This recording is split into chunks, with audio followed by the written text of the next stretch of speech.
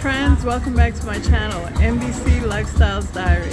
My name is Marie, I live in New York, and I love travel, fashion, and cultural events, and I'm asking you to join me on the adventure. And obviously, we're not in New York. We are leaving the magical town of Taormino. This has become our life. We spend a few days, we enjoy the town, and then we pack up and on to a new adventure. This time we're going to Catania. Catania is 48 minutes away. It's on the other side of Mount Etna, and it's located at the base of Mount Etna. Catania is known for providing these hikes up to the summit of Mount Etna, and you know we're not doing that. So we're on our way to Catania, and things have been going so smoothly that I don't remember any of the details. I'm so relaxed from this trip. It's been truly wonderful. But as we pull into Catania, the city's looking, kind of hood. And Manuel goes, "You've gotten us into the nitty gritty." And I defensively respond, "It's like Palermo." But then I wondered, did I have chemo brain? Did I mess this up? But the minute we got to the B&B, I knew I hit it out the park. Showing Manny my new apartment in Catania. It's very beautiful. I will be visiting her all the time. The B&B was gorgeous. It was an apartment. It had a story, and we had room service for breakfast. That was the standard. And the location was right in the heart of the old town. The building across from us was a villa that had been converted to the law school. We can take the stairs down to Via Etna, which is the main strip. There was restaurants and bars right when we turned the corner.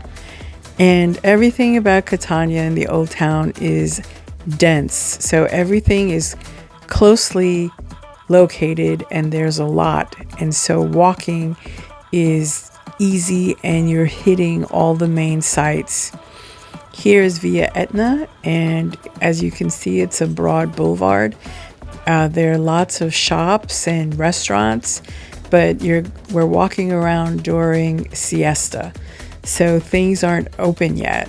As I've mentioned before, the Sicilians take their siesta seriously, and it's also because of the heat. Catania is the second largest municipality in Sicily after Palermo, both by area and by population. Despite its reputation as the second city of the island, Catania is the largest Sicilian conurbation and among the largest in Italy. It has important road and rail transport infrastructures and hosts the main airport in Sicily. The city is located on Sicily's east coast, facing the Ionian Sea at the base of the active volcano Mount Etna. It is also known as the Black City because the buildings were constructed from the lava rocks. Our concierge recommended this restaurant to us called Ubisi, and the waitress was kind enough to say, "Have this dish. You can all have a taste, but this is our signature dish." Well, when we tasted it, it was out of this world, and Emmanuel's head popped up and he said, "Are you making this tomorrow? I'm coming back tomorrow." And she said, "No, that's why I encourage you to have it." This was a special for the evening. As you can see, it was one of the best meals. And when we called to compliment the chef because we were so awed by it, that's when we found out we had a Michelin star meal. What a great start to our visit. Then we walked down Via Etna to the main square, and this square is famous for having an elephant in the middle, and surrounding this square is all the famous landmarks of Catania. So we were by the Basilica of Saint Agatha, and she's the patron saint of Catania. A lot of the churches are named Saint Agatha with something else after their names, but this in the Plaza Duomo is the famous Saint Agatha Church. We are looking at the monastery of San Nicola Arena. We're looking at the Catania Cathedral. We're looking at the Elephant Fountain. and the Teatro Massimo Bellini. And we know that's where the operas are held. And also the Basilica della Collegiata. So it like I said, it was dense, but it felt like everything was there and stunning and compact. So I recommend Catania highly.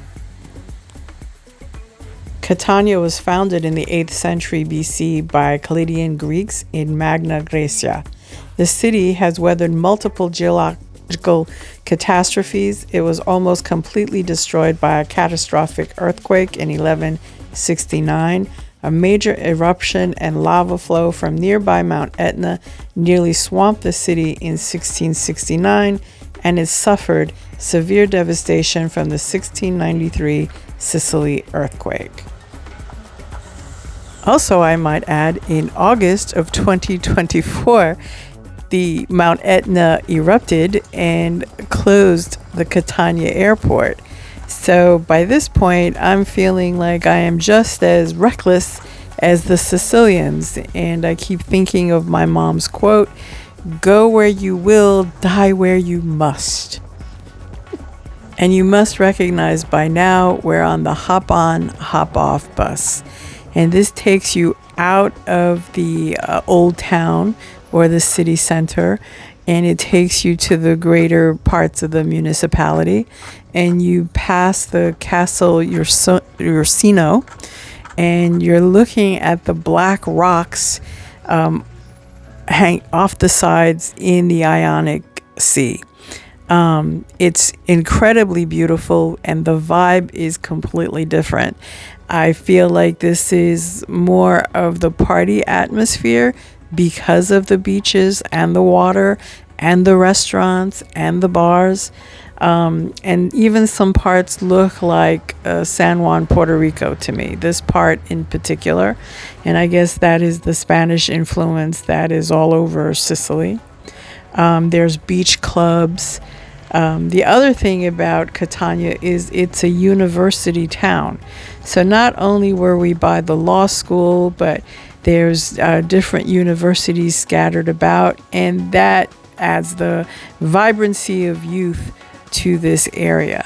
So I did fall in love with Catania. I actually fell in love with all of Sicily, as long as I forget about the earthquakes that occur and the active volcanoes. The hop on, hop off tour bus led us off again at the Piazza Duomo, and what that means is Cathedral Square. So now you're getting to see it during the day, all the beautiful Baroque structures. And also, we went out to lunch and, of course, tried pizza again, but this time we've gotten addicted to French fries since we had that in Taormina. Catania is a UNESCO World Heritage Site, and the other interesting thing about it is Catania standing almost entirely on the lava left by various eruptions. The city slopes slightly downward from north to south. The use of volcanic tufa for building has given the older part of the city its prevailing dark gray color. Almost completely rebuilt after the 1693 earthquake, the center of the city has a distinct 18th century appearance. Ancient remains include the ruins of a Greek and Roman theater and a Roman amphitheater.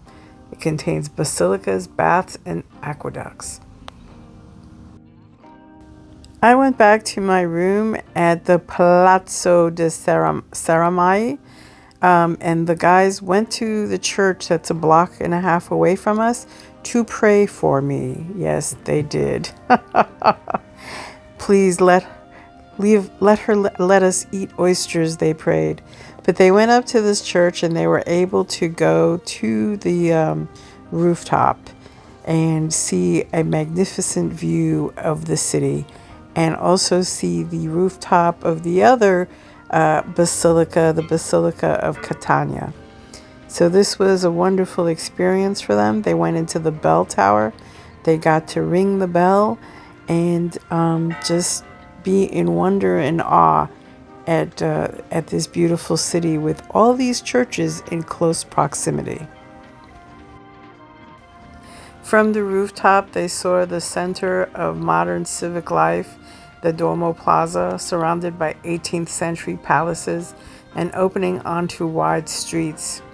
Of the original structure of the cathedral, founded by the Norman Count Roger I in 1091, 3 apses of the dark lava and part of the transept remain. After the 1693 earthquake, it was rebuilt by the architects Fra Fialoma Palazzotto and Giovanni Battista Baccarini.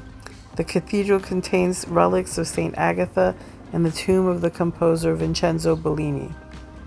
The Church of San Niccolò, the largest in Sicily, is connected with the former Benedictine monastery of the same name.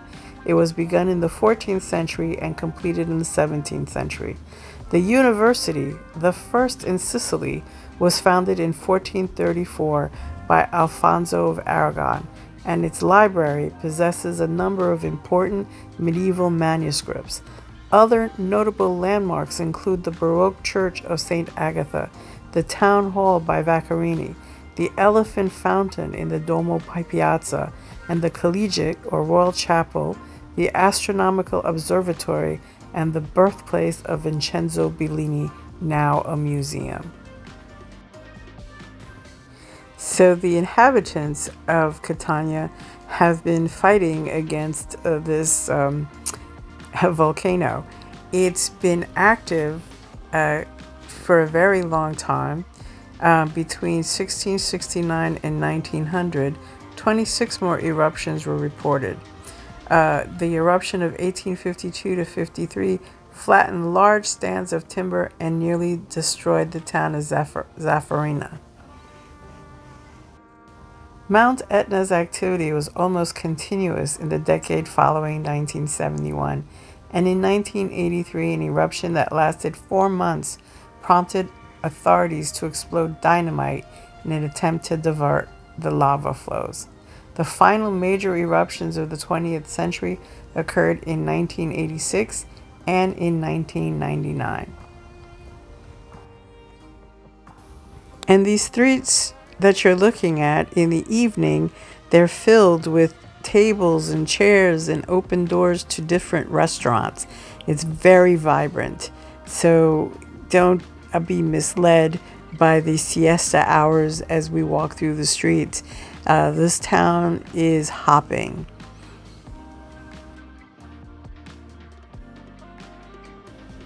Here's a glimpse of the room service that we received. We would tell them what you'd like for breakfast, and it would come in a beautiful tray. It was really a wonderful stay, and the guys still would not deal with the fact that we were heading home. No, they said, we're going to Barcelona. We have stuff to do. Stop talking about the end of this trip. At one point while we were in Catania, Emmanuel looked at me and said, why are we rushing home? We still have to see Circusa and Notte and Argento. And I just looked at him and remembered the man that started off this trip going, 30 days? Really? You spent 30 days? And now he was ready to keep it going. Here we are flying into our home base of Barcelona. And from the sky, you could see the Sacred Family Church, or Sagrada de Familia. You could see the W Hotel and the beach where we've gone to have dinner. Barcelona is home. But sadly, we knew that that was ending too. I think we spent a day in Barcelona and got to show Manny one of our favorite spots. And get our minds right for the return home. But we were different people. Of course, from Barcelona Airport, we returned to the Corner Hotel. Here we are having breakfast and planning our day. And Manuel actually lost his appetite when he realized, oh shoot, we're going home. That's when they let it sink in. Here we are heading to the National Spanish Museum, one of my favorite spots. And if there wasn't a drought going on, the fountains would be all on, and this park is really glorious to look at. The correct name is the National Museum of Art Catalonia. It was built in 1929 and constructed as a setting for the royal inauguration of the International Exposition of Barcelona. Privileged views of the city from the viewpoint of the museum. You have a bird's eye view of the city. The museum has beautiful art, of course. The architecture is stunning, and there's a casual cafe, and there's a restaurant at the top in which reservations are required. If you do not have a reservation for this restaurant, you will not get a seat. And then we went to my favorite part, which is the rooftop. And not many people go to the rooftop. I guess they don't realize that you can walk around and what a stunning view it is. And it is incredibly quiet up there. So you leave this beautiful museum and you go up and you look at the scenery, and there's a park behind it because you're also on top of Mount Juc. So here is the bird's eye view that they're talking about, and they have a wonderful quiet sitting area. And if I could, I would have spent the entire day there. There's nothing more that I wanted. And from below, there are street performers. And on that day, there was a wonderful young man singing, and his voice floated up. And I was just transfixed. I was giving thanks for such a wonderful trip.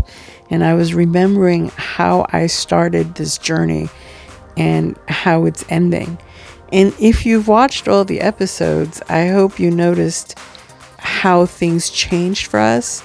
And even in the way I would walk down the street, and even the level of energy we all had, we were completely immersed in this experience.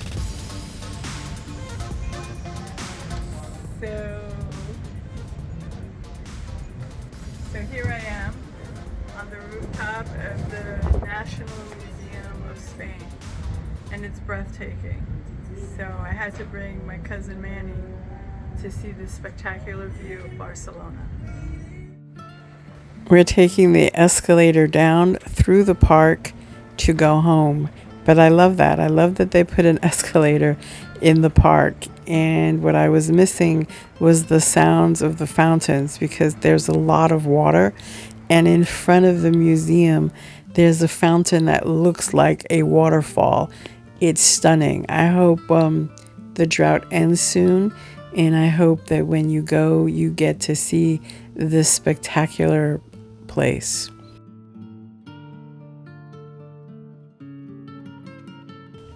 We went back to the hotel and we changed for dinner. And we decided, we're going back to the beach. We're going to our favorite restaurant. It's only fitting. There's a lot of happy memories there, and we love the food. We had our favorites, the black rice with seafood. We had the mussels and sauce. We had some mock cocktails. And of course, we got to listen to some music. The next day was our flight, and we were desperately holding on to every bit of this trip and trying to decide what city we enjoyed most in Sicily. And they were all enjoyable. That was the beauty of it. And it left us wanting more. We were looking forward to going back and doing the southern part of Sicily. Here we are having our breakfast before we head out to the airport. And the only thing we were holding on to then was the fact that, hey, at least we're going to be in the lounge. At least we have business class seats. I mean, it was a slow withdrawal. But at this point, I really am grateful for Emmanuel's big heart and generosity, because he is the one that made this trip such a dream.